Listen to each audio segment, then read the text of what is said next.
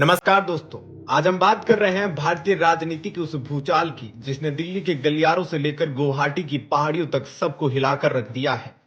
अभी अभी पवन खेड़ा पर सुप्रीम कोर्ट की वो गाज गिरी है जिसकी कल्पना शायद कांग्रेस के बड़े बड़े दिग्गजों ने कभी नहीं की होगी। जिस तेलंगाना हाईकोर्ट की राहत को पवन खेड़ा अपना सुरक्षा कवच मान रहे थे, आज सुप्रीम कोर्ट में हेमंत बिस्वा शर्मा के वकीलों ने उस कवच के परखच्चे उड़ा दिए हैं। क्या पवन खेड़ा ने कानून के साथ शतरंज खेलने की कोशिश की?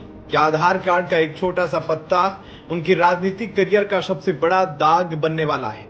आज के इस स्पेशल इन्वेस्टिगेटिव वीडियो में हम उस तगड़े एक्शन की एक एक परत खोलेंगे जिसने पूरी कांग्रेस पार्टी को पैनिक मोड में डाल दिया है। कहानी की शुरुआत होती है उस प्रेस कॉन्फ्रेंस से जहां पवन खेड़ा ने सिर्फ राजनीतिक हमला नहीं किया बल्कि व्यक्तिगत हमले की सारी सीमाएं पार कर दी। उन्होंने असम के मुख्यमंत्री हेमंत बिस्वा शर्मा की पत्नी रिंकी भुइयां शर्मा को निशाना बनाया।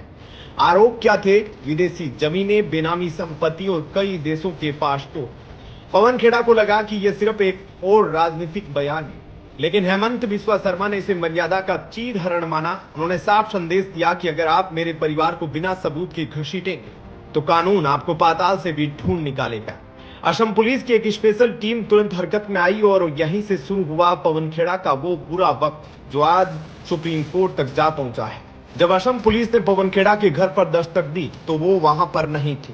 नाटकीय रूप से खबर आई कि वो तेलंगाना हाईकोर्ट पहुंच गए हैं। अब सवाल ये उठता है कि आखिर तेलंगाना ही क्यों?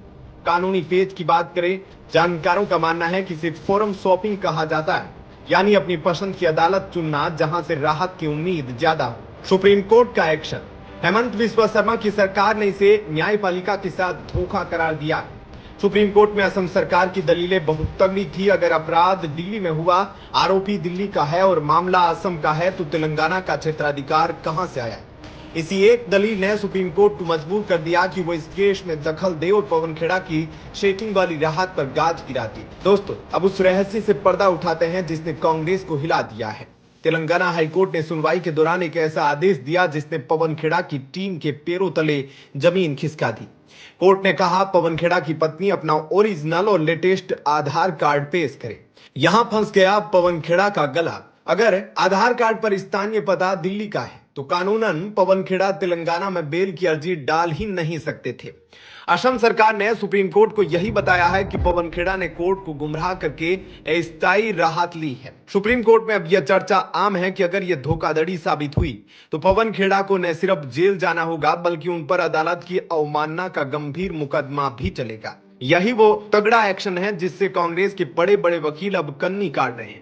हेमंत बिस्वा शर्मा ने साबित कर दिया कि वो सिर्फ असम के मुख्यमंत्री नहीं बल्कि एक मंझे हुए कानूनी खिलाड़ी भी है। उन्होंने पवन खेड़ा को उसी जाल में फंसा लिया जो खेड़ा ने उनके लिए बुना था। इस एक्शन ने कांग्रेस की साख पर जो चोट की है उसकी भरपाई मुश्किल है। पहला तो यह गांधी परिवार की मजबूरी।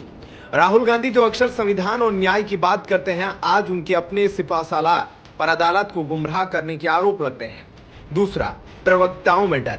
इस मामले ने विपक्षी प्रवक्ताओं को यह संदेश दिया है कि बिना सबूत के निजी हमले अब भारी पड़ेंगे। तो दोस्तों, अभी अभी जो गाजगिरी है वो पवन खेड़ा के लिए सिर्फ एक ट्रेलर है। असली फिल्म तो सुप्रीम कोर्ट की अगली सुनवाई में शुरू होगी।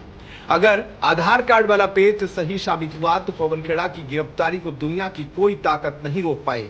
अब बारी आपकी। आपको क्या लगता है? क्या पवन खेड़ा ने जानबूझकर तेलंगाना कोर्ट को चुना? क्या हेमंत बिस्वा शर्मा का यह एक्शन सही है या फिर यह राजनीतिक बदले की भावना है? कमेंट बॉक्स में अपनी राय का पहाड़ खड़ा कर दीजिए।